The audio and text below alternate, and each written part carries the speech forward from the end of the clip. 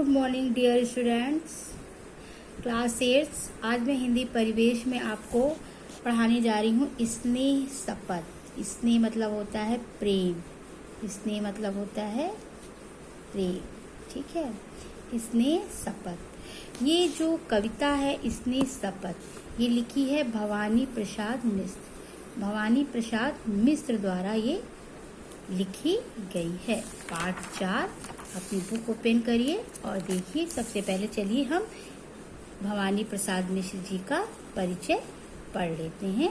भवानी प्रसाद मिश्र जी का जन्म मध्य प्रदेश में हुआ था 29 मार्च को। सन था 1913, ठीक है।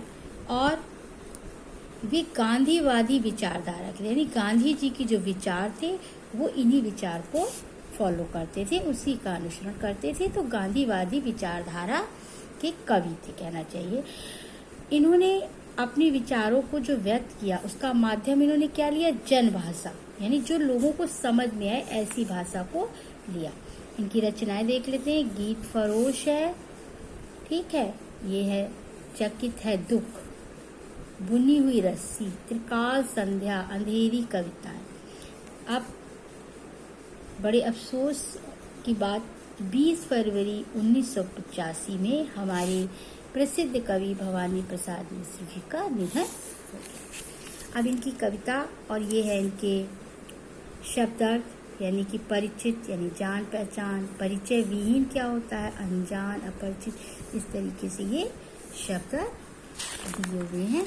चलिए हम इस कविता को देख लेते हैं। जो ये कविता है जो कवि ने लिखी है, ये स्नेह और प्रेम का महत्व समझा है। हमारे आज के युग में स्नेह और प्रेम, न इसका महत्व लोग समझ रहे हैं और न समझने की कोशिश कर रहे हैं। तो ये महत्व जो है लगभग ना के बराबर रह गया। इसकी शक्ति का प्रभाव कवि ने यहाँ पर समझाने की हमें कोशिश की है।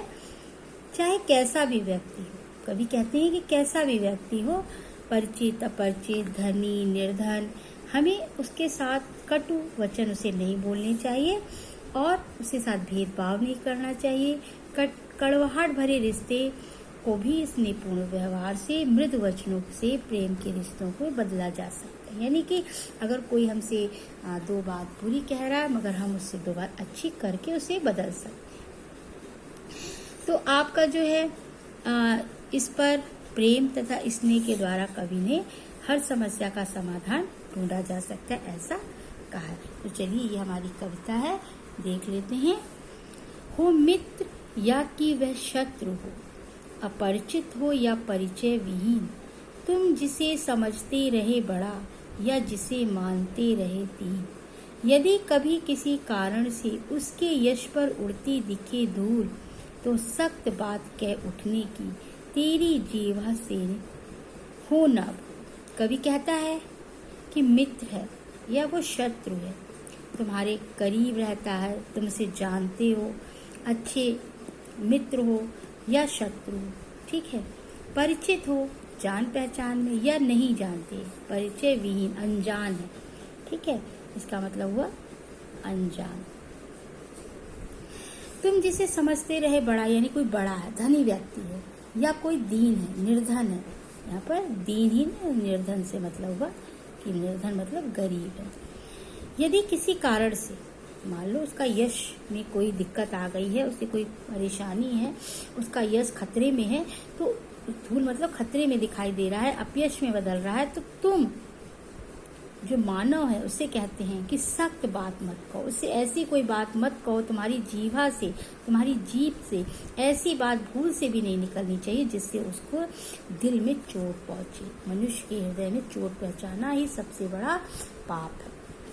मत कहो कि वे ऐसा ही था, मत कहो कि इसके 100 गवाह। मतलब कवि कहता है कि ये मत कहो, जब समय आता है किसी का बुरा तो लोग अरे इसके तो 100 गवाह इकट्ठे कर दूंगा कि ये तो ऐसा ही व्यक्ति था, ये तो ऐसे ही करता था। नहीं, ऐसा नहीं कहना चाहिए। यदि सचमुच ही वह फिसल गया, मान लो ऐसा नहीं है, कोई अफवाह है, लेकिन ऐसा लग रहा है कि सचमुच में ही जो है अपने मार्ग से फिसल गया, अपने मार्ग से भ्रमित हो गया है, ठीक है, मार्ग से क्या हो गया है, भ्रमित हो गया है, या उसने गलत राह पकड़ ली भाई, कि वो गलत रास्ते पे चला गया है, तो सख्त बात से नहीं, तो उसे कठोरता से नहीं उसके साथ व्यवहार करो, स्नेह के साथ करो, उसे समझाओ, उसे पास बैठा लो, काम जरा लेकर देखो, फिर उससे जरा अपनी बात कहो, समझाओ, अपने अंतर का ने मतलब प्रेम, अंतर का ने मतलब ये आपका प्रेम दो से थोड़ा सा तो देकर देखो, कितने ही गहरे रहे गर्त,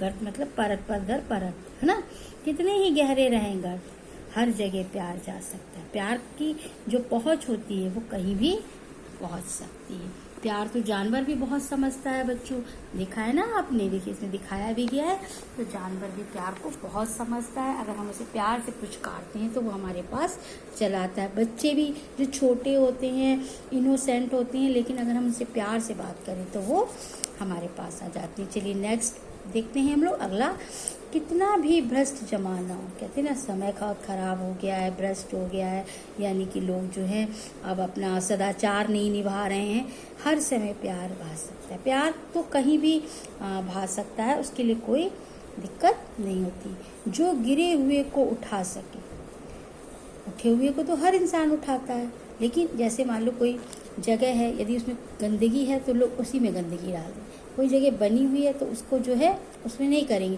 तो गिरे हुए कोई मनुष्य जो है वो गिर गया है, पर मतलब गिरने का मतलब वो जमीन पे नहीं गिर गया है, या उसका कुछ आचरण ऐसा हो गया, या वो समस्याओं से ग्रसित हो गया है, तो उसे उठाओ, इससे प्यार कुछ जतन नहीं, इससे प्यारा कोई जतन नहीं, उपाय, जतन का मतलब होता है यहाँ पर उपाय, इससे प्यारा कोई उपाय नहीं। दे प्यार उठा पाए न जिसे, इतना गहरा कुछ पतन नहीं, पतन माने गहरा, दे प्यार उठा पाए न जिसे हमने प्यार दिया और उठा नहीं पाए, ऐसा कोई मतलब उसका तो कोई पतन ही नहीं है, फिर तो वो प्यार देने के बाद भी यदि कोई व्यक्ति नहीं समझता है तो फिर तो उसका पतन निश्चित है। देखे से प्यार भरी आंखें दुस्साहस पीले होते हैं, अगर हम प्यार भरी आंखों से किसी को देख लें, स्नेह से देख लें, ममता से देख लें, तो दुस्साहस यानी जो धृष्टता है वो भी फीकी पड़ जाती है, कम हो जाती है। हर एक धृष्टता के कपोल, धृष्टता यानी जो उज्जटता होती है, किसी की बात ना मानना, कुछ ऐसी बातें करना कि कपोल, हर एक धृष्टता यानी कोई व्यक्ति धृष्टता कर रहा है, बुराई कर रहा है, गलत व्यवहार कर रहा है, लेकिन उसके सामने हम स्नेहपूर्ण व्यवहार कर रहे हैं, तो उसके कपोल, कपोल का मतलब होता है गाल, है ना, आंसू से गीले होते हैं। तो सख्त बात से नहीं, कभी कहता है हमें सख्त बात से नहीं, स्नेह से काम लेना चाहिए। अपने अंतर का नहीं, जो हमारे अंदर स्नेह है वो दूसरे को तुम देकर देखो, मनुष्य को देकर देखो। लास्ट स्टैंजा, लास्ट पद में कवि कहता है, जो बहुत ही मुख्य होता है कवि के लिए, तो भवानी प्रसाद जी कहते हैं कि है शपथ तुम्हें करुणा करके, करुणा करने वाला कौन? ईश्वर। कवि ईश्वर की शपथ देता है मानव को, है शपथ तुम्हें उस नंगे की जो भीख स्नेह की मांग रहा है, यानी जो नंगा कैसा, वस्त्र से नहीं, कैसा, जिसके पास प्रेम नहीं है, प्रेम से वो क्या है, रहित है, प्रेम से रहित है, और उसकी इच्छा है, भीख मतलब वो चाहता है, भीख मतलब यही होता है ना कि मांगना, चाहना, वो चाहता है, क्या चाहता है, स्नेह चाहता है कि कोई उसे स्नेह से बात करे, कोई उसका ध्यान रखे, उसे समझे। तो मर गया कि उस भीख मंगे, जो भीख स्नेह की मांग मर गया, मगर तुमने क्या किया, उस पर स्नेह नहीं दिखाया, कठोरता दिखलाई, तो वो भिखमंगा ही कहलाया ना, वो भिखमंगा मर गया। बस सख्त बात से नहीं, स्नेह से काम जरा लेकर। कभी कहता है बस सख्त कठोरता से कभी काम मत लेना, स्नेह से काम लेना। अगर तुम्हें लगता है कि स्नेह से बात बन जाती है तो बनाओ, और जरूर बनती है, तो जरा स्नेह से काम लेकर दे।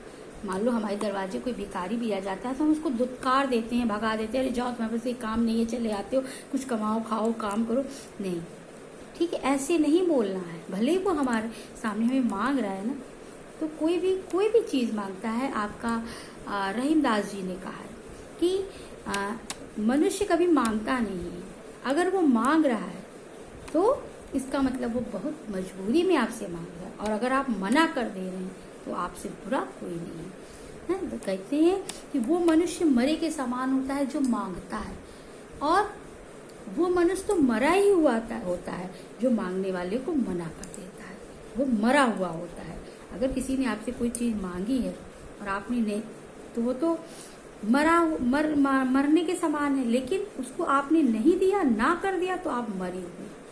तो एक तो आपको मांगना नहीं और मांग रहा है कोई, तो आपको देना है। कोई भी वस्तु की बात नहीं, यहाँ पर तो स्नेह की बात चले। स्नेह में तो कोई पैसा नहीं लगता, वो तो आप दे सकते हैं, है ना। कवि ऐसा कहता है। तो ये आपकी कविता है जिसका आपको भावार्थ लिखना है। अभी बहरहाल मैं भावार्थ ही दे रही हूँ आपको, तो आपको ये भावार्थ लिखना है कि कवि जो है कहता है इस तरीके से। फिर मैं आपको इसका भावार्थ नेक्स्ट पार्ट में समझा दूंगी। मगर आपको ये पूरा समझ में आ ही गया है।